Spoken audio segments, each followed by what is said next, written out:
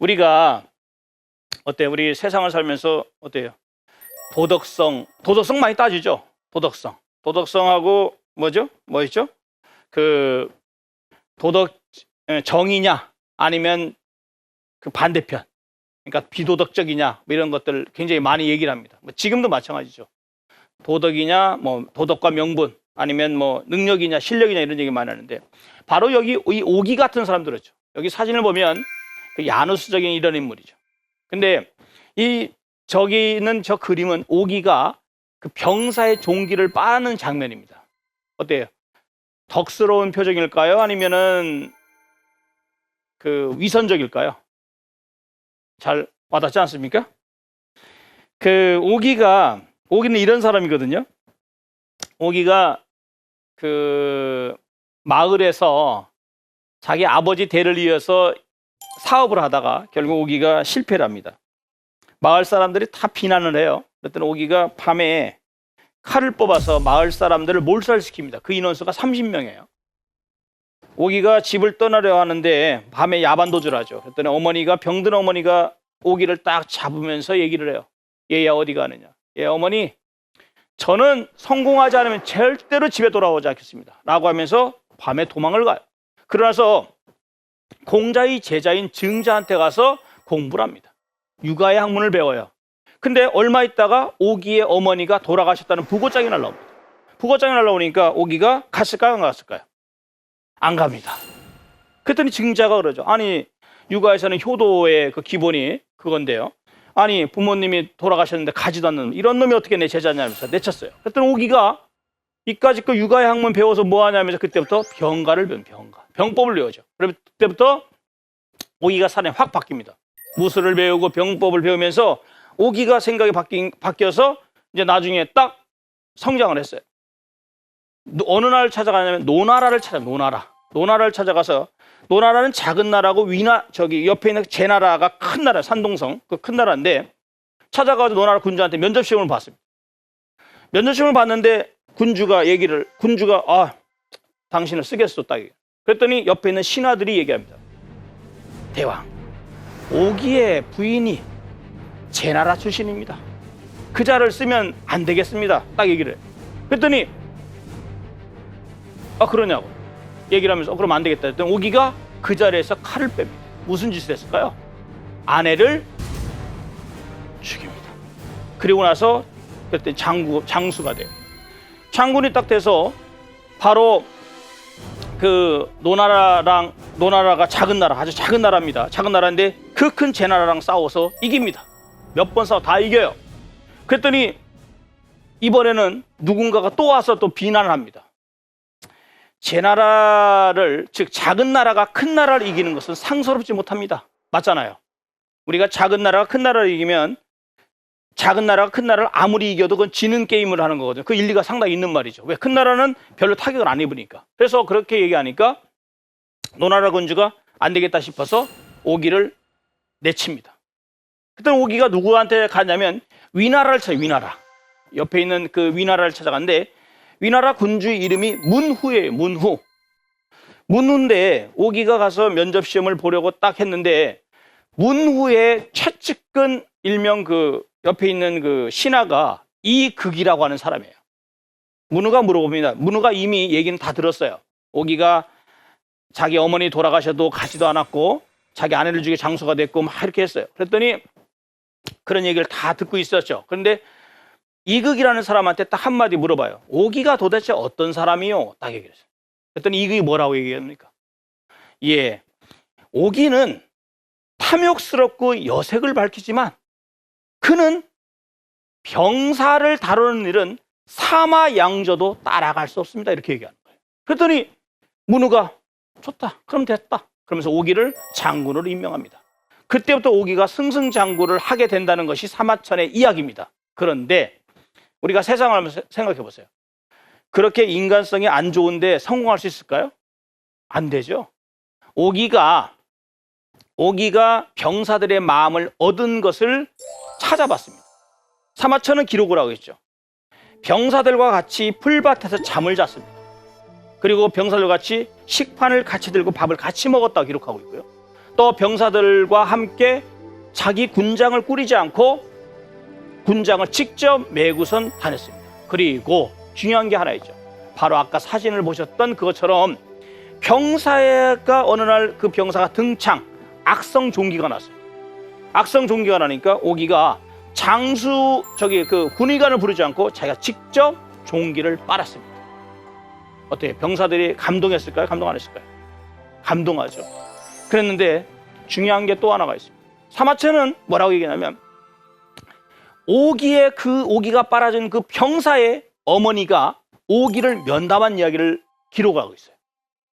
어떻게 기록을 하냐면 오기가 빨아진 그 병사의 어머니가 오장군을 면담 신청합니다. 물론 직접 만나지 못하니까 다른 사람 통해서 얘기를 전달하게 하죠. 오장군께서는 더 이상 이 아이의 종기를 빨아주지 마십시오. 지난번에 이 아이의 애비가 오장군께서 빨아준 종기에 감동해서 전쟁터에 나가 싸우다 죽었습니다. 저는 제 남편에 이어 이 자식놈마저 잃고 싶지 않습니다. 다 얘기를 합니다. 어때요? 오기의 그 태도가 위선인가요? 아닌가요? 위선이라는 얘기입니다. 그 병사의 어머니는. 그러나 그 수많은 나머지 그 병사들은 그 사실을 알았을까요? 몰랐을까요? 몰랐죠. 당연히 전쟁터에 나가 싸워서 오기가 무려 64번을 전쟁을 해서 한 번도 지지 않았어요. 그래서 중국 역사에서 중국 장수 중에서 가장 전쟁 승률이 높았고 유일하게 지지 않았던 장수가 바로 오기입니다. 어때요? 오기가 존경할 만할까요? 존경하지 않을 만할까요? 사마천은요, 오기에 대해서 평가를 부정적으로 했을까요? 긍정적으로 했을까요? 어때요? 우리 여기 앞에 계시는 오기에 대해서요, 사마천은 이렇게 평가를 했습니다. 오기는 각박한 사람이다라고 해요. 각박한 사람. 각박하죠. 자기의 성공과 출세를 위해서 노력한 사람. 그러나 사마천은 이렇게 얘기합니다. 사마천이 여태까지 지금 몇몇의 사례를 들으시면서 느끼시겠지만 사마천은 이런 생각을 합니다. 성공한 사람들, 자기 어떤 일을 하는 사람들이 상당히 인간적으로 때로는 문제가 있다.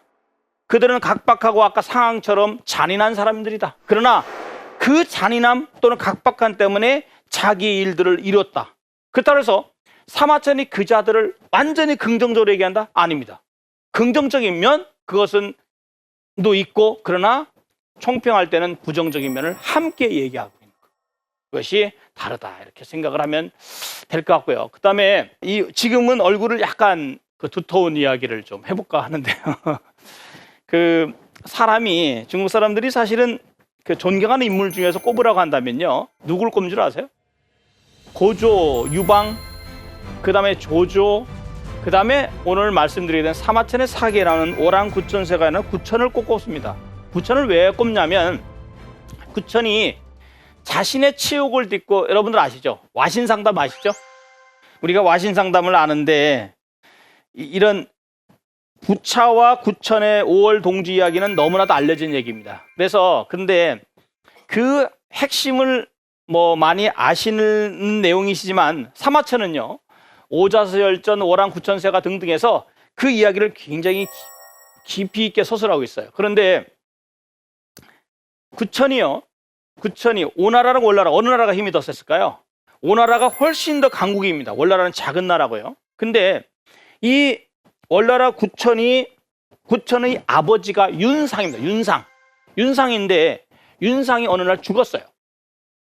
죽었는데 죽은 상사를 틈을 따서 부차의 아버지, 누구죠? 그 유명한 함려입니다. 함려가 쳐들어왔습니다. 쳐들어왔는데 물론 월나라가 초나라에 붙었어요. 그래가지고 잠깐만 위협을 하니까 사실은 그 내막이 있는데 쳐들어왔습니다. 그런데 오나라는 어마어마하게 큰 나라고 월나라는 작은 나라니까 전쟁을 하면 곧바로 끝납니다. 그랬더니 그 구천이 누굴 찾아갔을까요? 감옥을 갔습니다. 사형수들이 갇혀있는 감옥을 가서 사형수들을 만났어요. 만나서 무슨 얘기를 했냐면, 내가 너희들 장례를 책임질 테니까 내가 좀 시키는 대로 할 수 있느냐 얘기를 했어요. 그랬더니 사형수들이 뭡니까? 그랬더니 방법이 하나 있다. 지금 오나라가 우리나라를 공격을 했는데 이 상황에서 보면 우리가 진다. 그렇다면 너희들을 모든 가족들은 다 노예가 될 것이니 너희들이 좀 협조만 해줘라. 그랬더니 방법이 딱 하나입니다. 너희들은 지금부터 내가 시킨 대로 하면 된다. 3열로 줄을 서서 머리를 산발을 하고 칼을 들고 있다가 오나라 군대가 너희들 앞에 가장 가까이 왔을 때 맨 앞열부터 차례대로 스스로 목숨을 끊는 거다. 자진하라. 그래서 1열이 쓰러지면 2열이 쓰러지고 또 2열이 쓰러지면 3열까지 해라. 나머지는 내가 책임이다. 아니나 다를까 오나라가 기세 좋게 전쟁을 했는데 결국은 그 행렬들이 하나씩 안에 자진해 쓰러집니다. 오나라 군대가 혼비백산하고 결국은 이기죠. 그랬더니 거기서 이제 결국은 함녀가 화살을 맞고서 죽게 됩니다. 그 함녀가 바로 죽으면서 얘기한 것이 바로 뭐냐면 너는 부차한테 너는 절대로 이 치욕을 잊지 말고. 그래서 부차 그때부터 와신 뗄나무 섬나무의 늪에 누워서 거기 누워서 계속하면서 3년 동안 글자도 칼을 갈았습니다. 칼을 갈고 나서 바로 회계산에서 이 부천을 이기죠. 이겨서 결국은 죽이려고 합니다. 아버지를 죽인 원수인데 죽이려고 했는데 구천의 그 최측근 신하인 그 문종이 대왕 그렇게 죽으면 개죽음입니다. 죽지 마십시오 하면서 본인이 직접 무릎을 꿇고 가서 빕니다. 부차한테 가서 얘기한 게 뭐냐면 제가 대신 왔습니다. 저희 왕이 대왕의 신하가 되고 저희 왕의 아내를 대왕의 첩으로 드리겠습니다. 딱 얘기해요. 그랬더니 부차가 거기서 결국은 오자서라고 하는 충신의 반대도 무릅쓰고 결국은 그 말을 받아들입니다. 용서를 해주죠. 용서를 해주고 나서 시간이 흘렀어요. 3년 정도 시간이 흘러서 구천이 보복을 하려고 하다가 구천이 당했습니다. 또다시 7년의 세월이 흘렀고 그 다음에 시간이 흘러서 무려 19년의 세월이 흐른 다음에 그때 그 전쟁을 일으킵니다. 그러고 나서 바로 고소대라고 하는 데 가서 고소대에서 그 부차를 사로잡고 부차를 승리를 한다는 그런 얘기죠. 그때 그런데 그 승리를 하면서 구천이 중국 사람들이 왜 이 구천 얘기를 많이 하냐면요. 사람들은요. 자기가 어떤 것을 정말 치욕을 겪었을 때 그것을 마음에 담아두고 계속 가야 되는데 대부분의 경우 그렇게 해서 성공할 때까지 끝까지 그 자신의 감정, 자신의 발톱 이걸 숨겨야 되는데 보통 사람들을 드러낸다는 거예요. 근데 구천은 무려 19년 동안의 그 과정을 통해서 끊임없이 자기가 밑으로 낮췄고 결국 이것을 중국 사람들도 얘기를 하지만 도광양회, 즉 빛을 감추고 양회, 그 몸 속에서 나를 기른다라고 하는 그런 이야기로 얘기를 하고 있는 것이 바로 이 월왕구천세가 바로 치욕을 승화하고 자신의 현재의 처지를 끊임없이 갈고 닦으면서 하는 것이 바로 이 이야기가 얘기하는 내용입니다.